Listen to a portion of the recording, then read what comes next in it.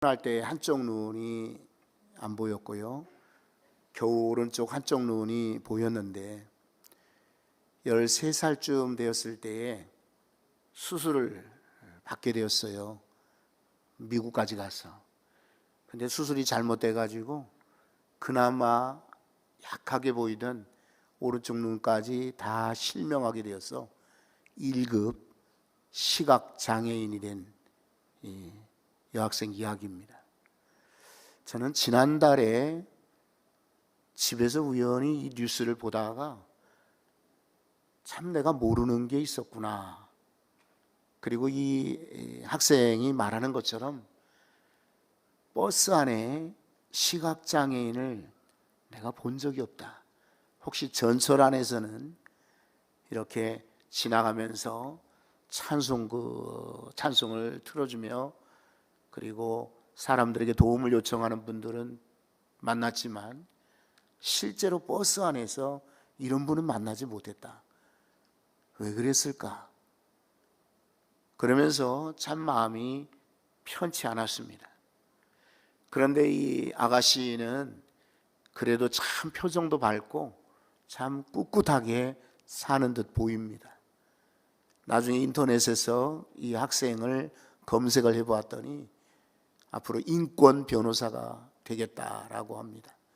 자기같이 고생하고 어려움을 겪는 이들을 돕는 변호사가 되겠다고 합니다. 여러분, 이 여학생이 시각장애인 1급인 여학생이 길을 가려면은 우선 지팡이가 필요합니다. 지팡이를 두드려야만 이 길이 바른 길인지 틀린 길인지를 알 수가 있는 거죠. 또 두 번째는 안내견이 필요합니다. 끈으로 이렇게 개 한 마리를 끌고 가는 거 보셨죠? 훈련받은 안내견입니다. 그래서 이 개가 잘 길을 인도해 준다는 거죠. 그리고 보니까 뉴스에 나오는 것처럼 앱이 있습니다. 애플리케이션이 있어서 소리로 들리게 합니다.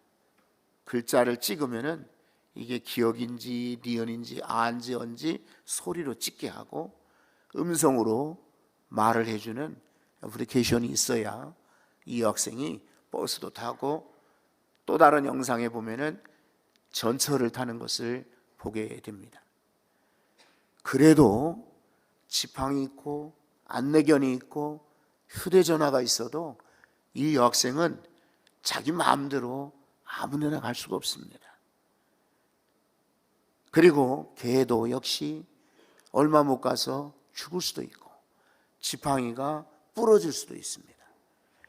안내하는 앱이 엉뚱한 곳에 정류장을 가르쳐 주기도 하고 그리고 버스를 잘못 소개해 줄 수도 있습니다. 그런데 여러분, 오늘 저는 우리 하나님의 인도를 여러분 앞에 소개해 드리고 싶습니다.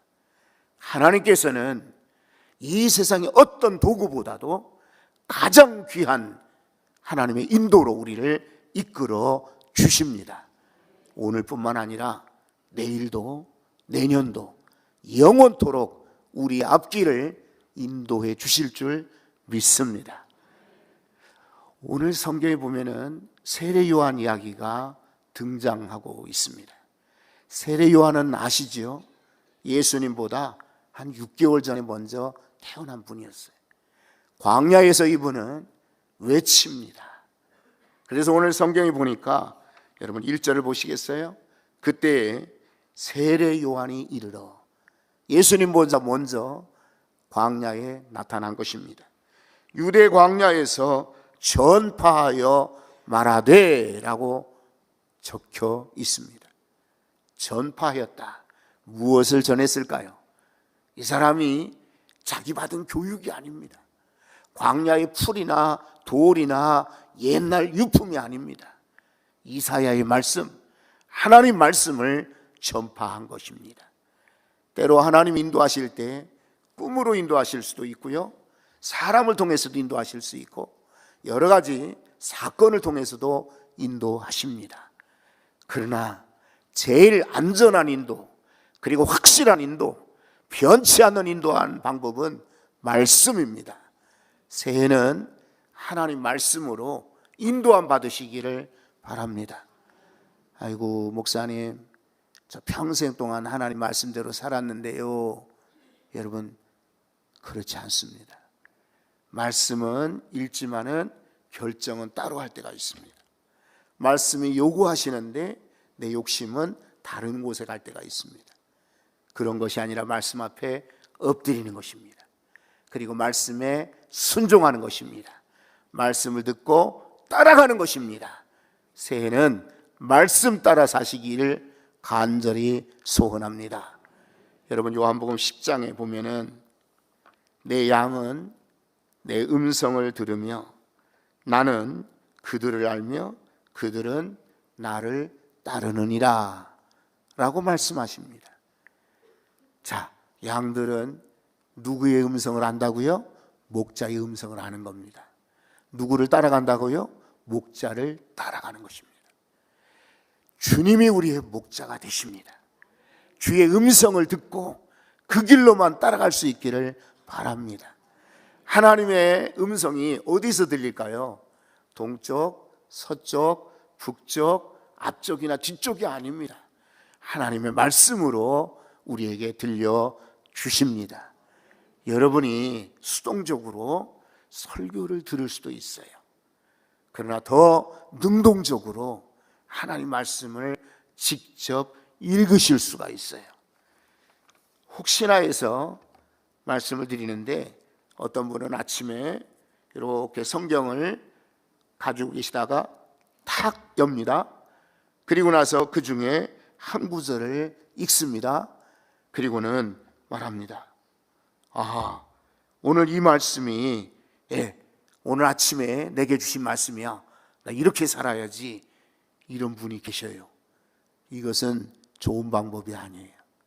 하나님이 원하시는 방법 아니에요.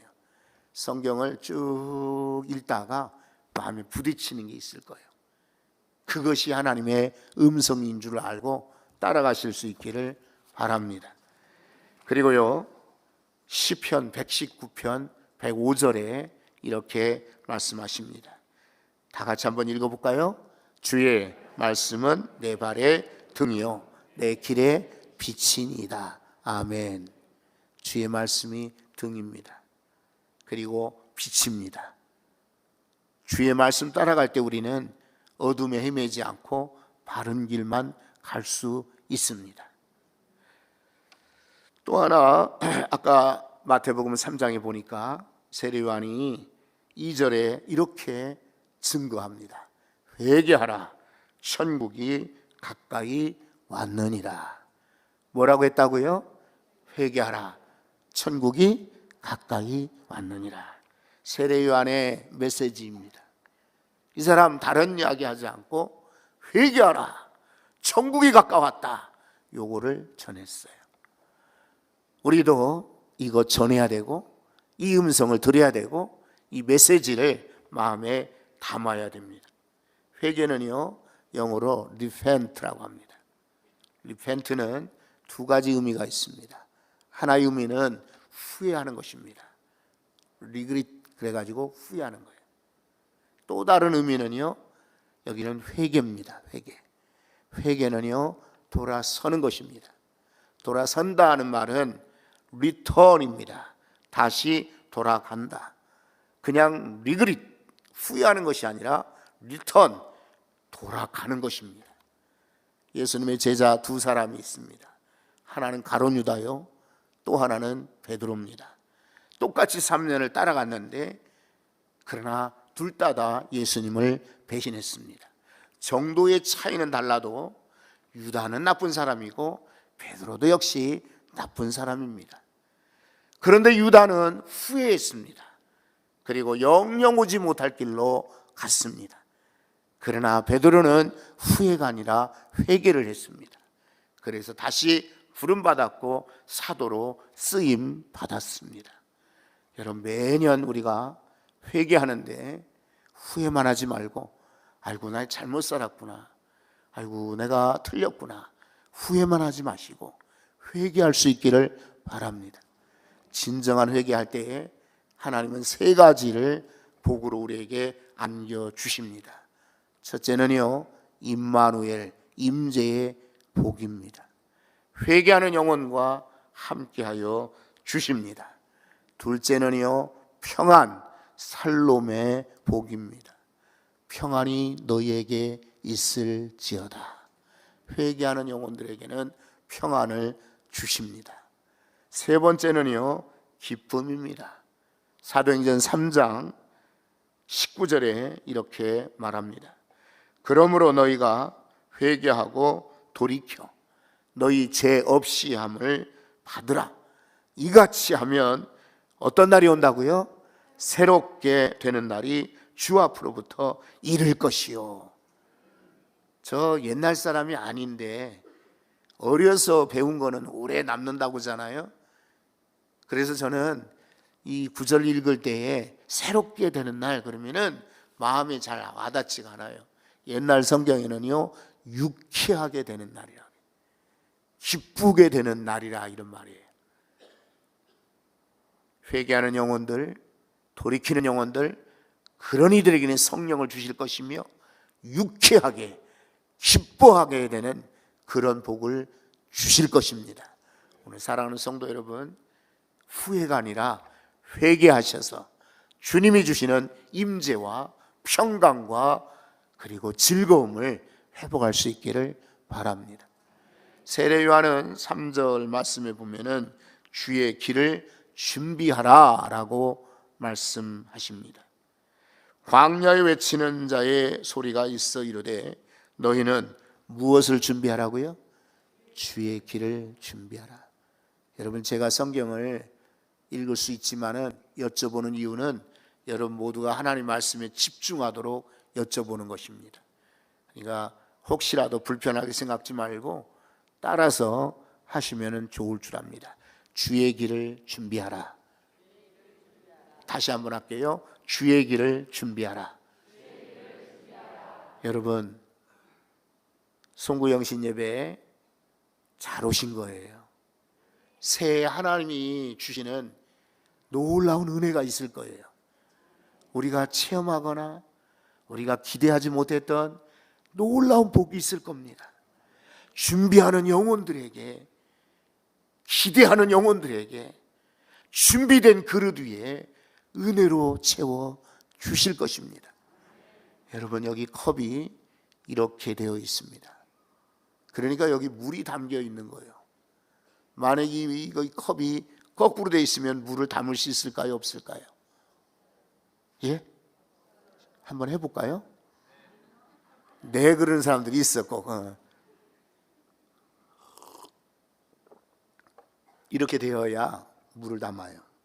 여러분 마음이 닫혀 있어. 그러면 하나님 주시는 복을 얻을 수가 없어요. 어떻게 열려 있는지 닫혀 있는지 알 수 있는가? 하나님 말씀을 기대하는 마음으로 읽는 거예요. 말씀 들을 때에 내게 주시는 은혜라고 생각하고 아멘 하시는 거예요. 그럴 때에 열려 있어요. 담을 수가 있어. 새해 준비하시기를 바랍니다. 하나님의 많은 은혜를 우리 사랑하는 성도들에게 부어주시기를 소원합니다.